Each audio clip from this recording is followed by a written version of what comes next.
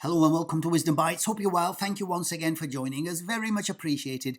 And in today's packed program, I'm going to be asking a simple question. Is Bitcoin about to break 40K? And I'm asking a further question which says, are the miners front-running Bitcoin? So we'll have a look at the 4-year cycle, the 60-day cycle. We'll have a look at the medium term and have a look at what the wider markets are saying to make head or tail out of these two questions. So if that sounds interesting, then without further ado, get yourself a cup of tea, sit yourself down, eyes on the screen, and let's get cracking.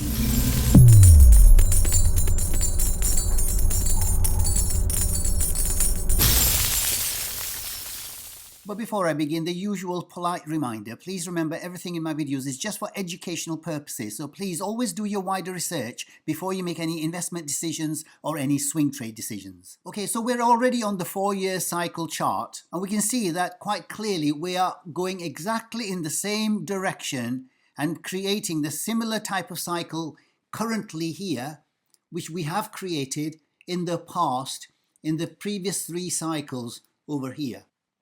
We're coming up to the halving with this red line, and you can see that before the halving, we are absolutely well placed to go into the halving and then to take a parabolic move to the upside, just like we did over here, going into the halving, and then we had a parabolic move, into the halving, a parabolic move, into the halving, and then a parabolic move. So everything is set up to do exactly what's been done before. And I mentioned in recent videos, with the ETF story in the background, that if we did go and challenge the 60,000s, then there would be a very good opportunity for the price to go and make a left translated cycle.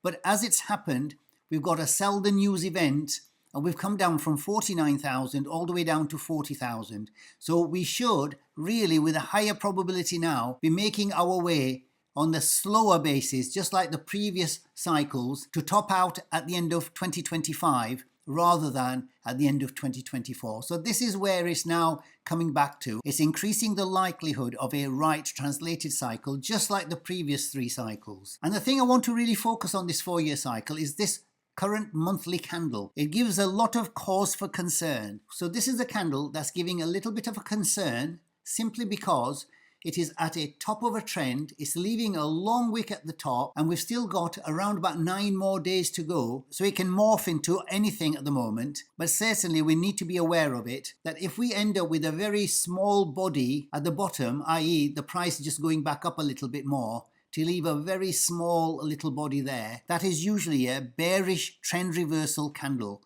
So we would expect with a higher probability for the price to come much further down. This is what you call a classic gravestone doji candle, i.e. there's an uptrend, just like here, as I've just mentioned, a long upper shadow, which means a long wick at the top, a small to no lower shadow. So below the actual body, there's no lower shadow or a small shadow, and it closes approximately the same as the open, i.e. the body is very small.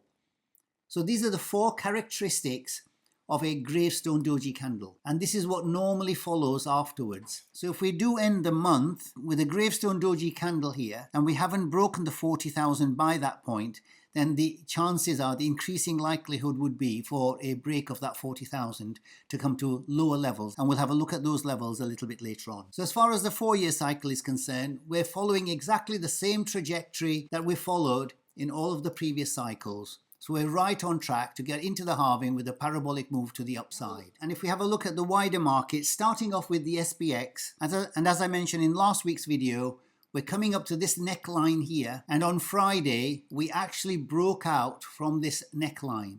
So we're making new highs here. There's a clear breakout. So people fearing the recession and all things to do with the economy and the negativity that's out there, this is a classic example of a contrarian move by the markets. And what I would expect now that we've had a breakup from this neckline is a retest back to the 4,800 level before resuming its upward direction, when we went to a 64,000 and a 69,000. And this is what we call fading sometimes. The reason why I don't think there's a high probability of that is simply because, considering that the interest rate rises are now mostly behind us, and the narratives going forward for the interest rates are actually to fall, we also have the spectre of the USA elections in 2024, then I would expect on balance for this price to be continuing to the high side rather than being a double top here. So only time will tell, but certainly we've just always got to keep an open mind. But certainly this is a bullish move to the upside and a breaking of the neckline here. Okay, I want to have a look at gold, and we can see that there is a clear cup and handle pattern that's developed on the monthly chart, and we've had an extension of that handle over here, and we've broken out of the handle and now retesting the highs on this neckline from this point, and this point. So we're on the fourth retest of the 2100 here. And also what we are doing is creating this upward trend line against a flatter trend line. So this would be an ascending triangle, which is clearly bullish and should break to the upside. So not only is it a cup and handle movement, there is an ascending triangle forming here. But not only that, those with a keen eye will have noticed something else here, and that is an inverse head and shoulders also developing. So you've got three very powerful chart patterns developing here. So you have the cup and handle, the inverse head and shoulders, and an ascending triangle all at this point here. So you would expect an explosive move once we get above this point at 2100. And these are obviously monthly candles, so we could spend a little bit more time in this triangular part of it. But on a 2-year view, gold is looking incredibly bullish. And you can see something developing which is a bit familiar over here. On the dollar chart, we have a gravestone doji candle, and the pressure, as you can see, is to the downside. So we can expect for the dollar to play out to the downside over the next coming weeks. And the 10-year bonds, once again, we have a bearish candle right at the top of this trend here. So this is the reason why I showed you that candle, because it seems to be forming on exactly the right markets. So we can expect the 10-year yields to be going further down. And looking at the Russell 2000 of the small cap companies, we can see that we were making our way up to this neckline here. And we had a fake out and now making our way down. But you can see on last week's candle, got a long wick at the bottom here, which is known as a hammer candle, and that is normally known as a reversal candle. So we could quite easily get a reversal back towards the upside and trying to retest this level one more time at 2000. And having tested it multiple times, and as we know, the more times you test it, the more likelihood it is to actually break up and go much further. So this is what I would expect over the coming weeks and months. So all the markets are now setting up nicely for a big move into the next few months, with the expectation of the interest rates to fall and the US elections on the horizon. How does that fit into the 60-day cycles and the medium-term outlook for Bitcoin? But before I go on, I want to just clarify one thing from the last video. I mentioned a particular pattern on the candlesticks that was developing, which looked bullish if we could get above a certain candle. And that was the Hikake pattern that was developing here. So we had this mother candle, this long Marubozu bearish candle, and this was followed by an inside bar candle, the second candle, and then we had a lower high and a lower low, which was a setup for the Hikake pattern to the upside. But as I said, next 4 or 5 candles, we should see a break above this candle for this pattern to play out. But instead, what we've done is we've broken below the mother candle, which means that this candle here actually invalidated this pattern. So the Hikake pattern isn't going to be playing out anytime soon here. And currently we're testing the lows of this candle here, which is the start of the 60-day cycle, as I'll go through a little bit later. So this is a critical level here at 40,181. Okay, so if we have a look at the medium-term outlook for Bitcoin, we can have a look on the weekly chart here. And that is, we've got a very strong trend as we've had since we bottomed out around about the 25,000 here in September last year. And now we're creating this bull flag. So this would be really a continuation pattern to the upside. And what is quite bullish is that we've had a downtrend from the top of this candle here at 49,000, and the last week's candle close yesterday, what we have is an indecision candle. So this tells us that there is some exhaustion of the bearish pressure. With a bearish looking candle at the 49,000 top here, you would have expected much more of a selling pressure here. But the indecision candle is telling us that there is still quite a lot of buyers in the market, causing this indecision to take place. And we're still above the critical support levels of the 40,000. So that would suggest that we may well find good support around the 40 still. And those people waiting for the dips to buy back into Bitcoin, then the best strategy that I've ever found was to actually just dollar cost average in. Nobody has a crystal ball. Nobody knows where it's going to go. So when you get these support lines, these are good places to actually dollar cost average in. And the current levels that I've got here is 40,000 obviously here. So this would be a good place to nibble away and to dollar cost average in if you have got the narrative that I have of the 4-year cycle and that we're going to be eventually moving up to higher levels. But if we do break the 40,000, then the next support levels down here are between 37 and 38. So this would be another second point to dollar cost average in. And further down, there would be this 35,000. And obviously everybody's got to make up their own mind of what they want to do. I'm only sharing what I would do. And everybody's got to do their own due diligence according to the strategy that they want to follow. But until we break this 40,000, then we have to assume that 40,000 is the support here. So the medium term outlook would be that we bounce from where we are currently. And if we have a look at the 60-day cycle, then that actually clears up quite a lot of what's going on here. But certainly on a medium term outlook, this is actually still looking very bullish because you've got a big uptrend here. Is going into a sideways consolidation, then that would be a continuation pattern to the upside. Okay, on our 60-day cycle chart, we can see that we started the cycle here on the 11th of December. We've come to the first half of the cycle here.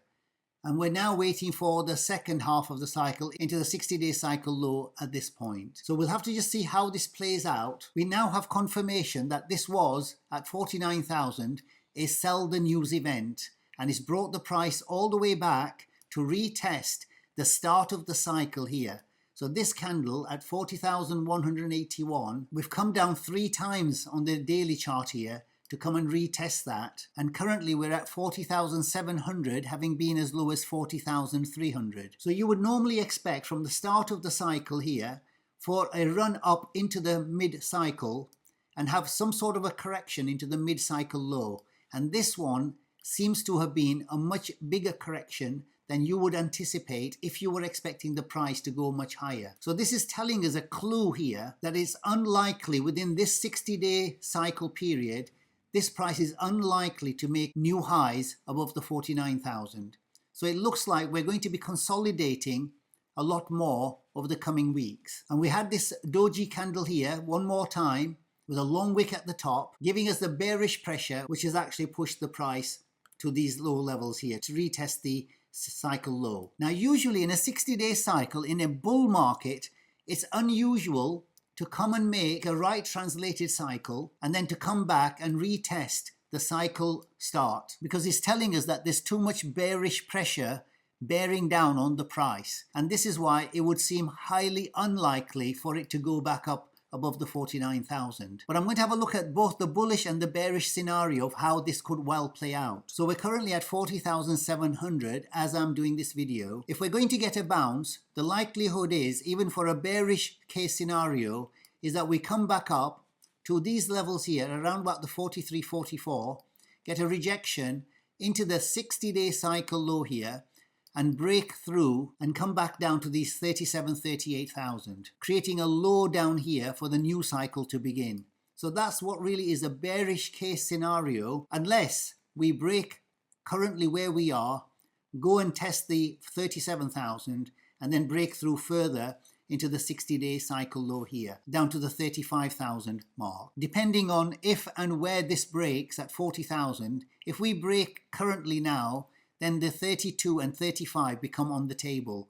Whereas if we go to much higher levels and then come back into the 60-day cycle low and break here, then the chances are we will bounce from the 37,000 mark. So depending on where we are in the 60-day cycle will determine from where we bounce back up. And the bullish case scenario I would see here is that where we are now, we bounce all the way up to 44, come and retest the 40, 41, 42, and just be range bound until we get to the 60-day cycle. So this would be quite a bullish move by not breaking the 40,000 at any point here and just being range bound into the 60-day cycle, which would be around the 9th and 10th of February. If we can get there without breaking the 40,000, you would expect some sort of a bottom into the 60-day cycle low here before moving into much higher levels and retesting these higher levels here at around about 47 to 49,000. And the reason for that would be that the bears have a chance here, whenever we come down to these levels, to break much further.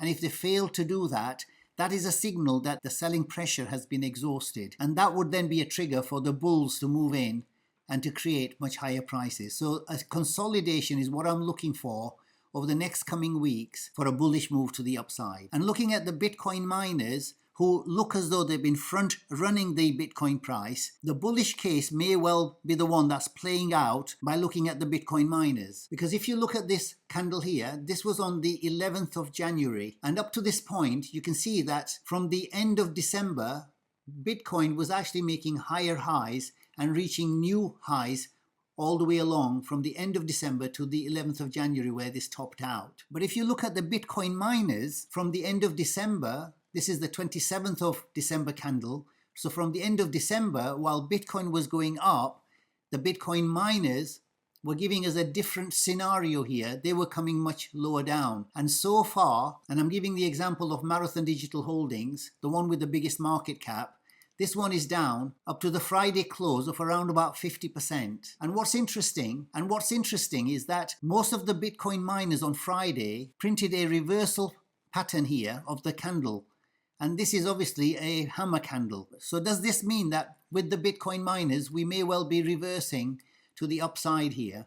Only time will tell, but certainly this candle, when I look at this, if you inverted the scale, you can see that it's a gravestone doji candle on the reverse. So you would expect the price to be going this direction. So only time will tell, but certainly this was a very bullish move on the Bitcoin miners on Friday, and most of the Bitcoin miners had this candle. This was the one for Cypher, and this was the one for Riot Platforms. So they're all leaving a long wick at the bottom, suggesting that we may well have bottomed out. Obviously, we're not talking about guarantees, and these are all about probabilities, never certainties. Okay, I just want to mention something that many times I get comments about people saying that they've missed out on the bottoming out of the Bitcoin price over here, and they've had to climb on board anywhere around this journey that we've had over the last year or so. And when you look at the 4-year cycle,